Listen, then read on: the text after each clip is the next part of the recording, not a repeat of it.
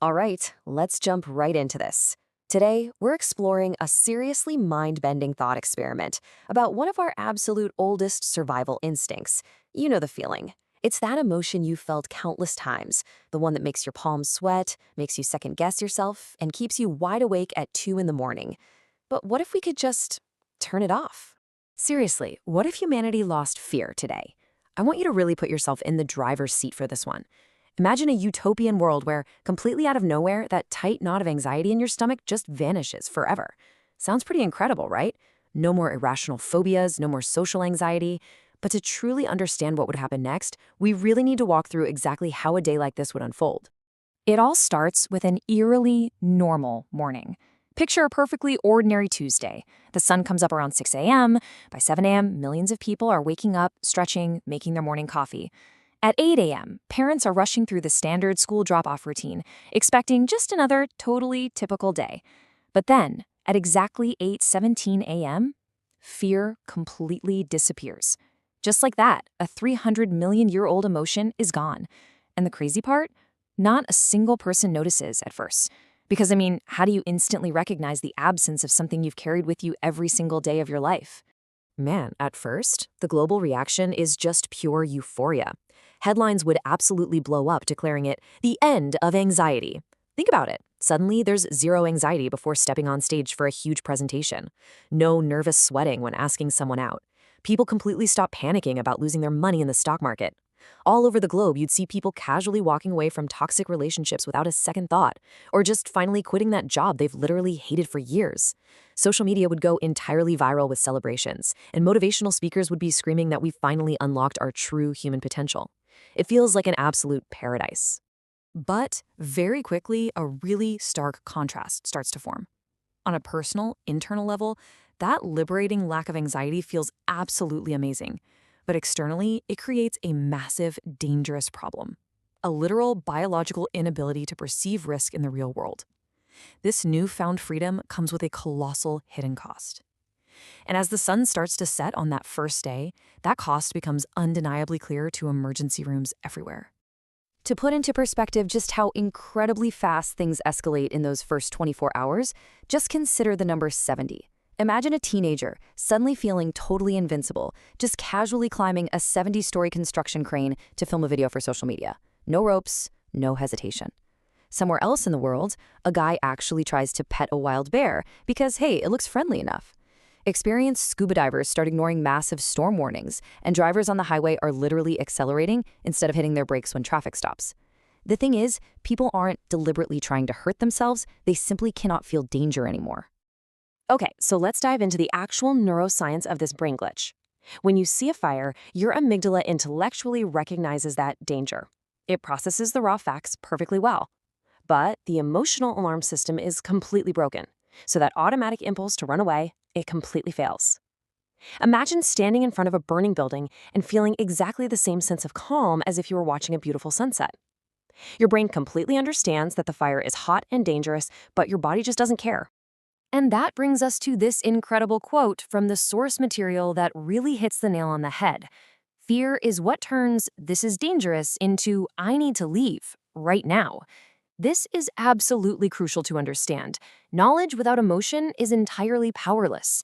Just having information doesn't actually make us act. Emotion does. You can read a bright red warning label perfectly, but if you don't feel the emotional weight behind it, you're just not going to change your behavior.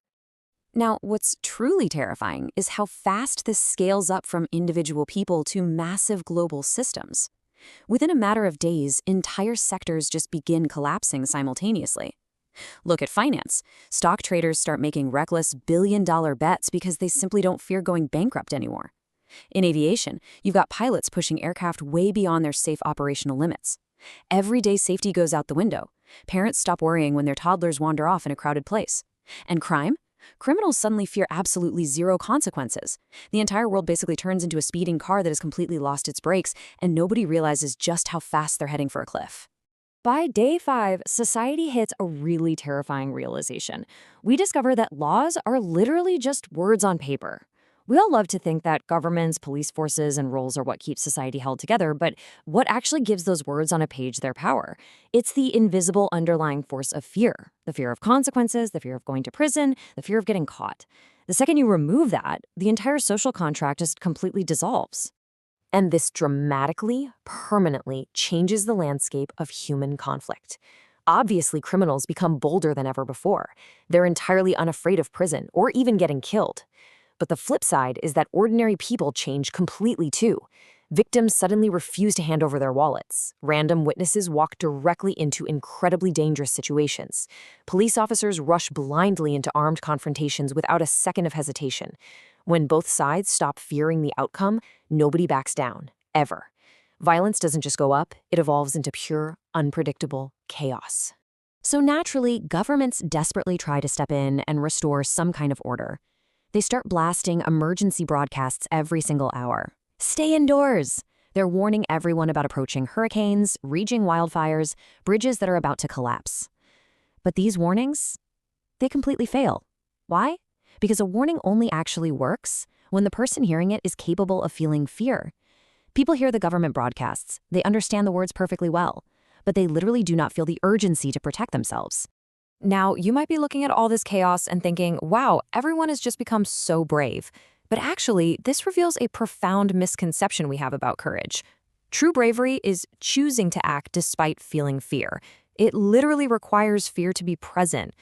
Those people casually ignoring a Category 5 hurricane or walking right up to a wild bear, they aren't brave. Without fear, true courage absolutely cannot exist. All that's left is reckless indifference. Which brings us to a massive shift in how we actually need to view this whole emotion. Fear wasn't the enemy. Think about it. Humanity spent thousands of years trying our hardest to eliminate fear.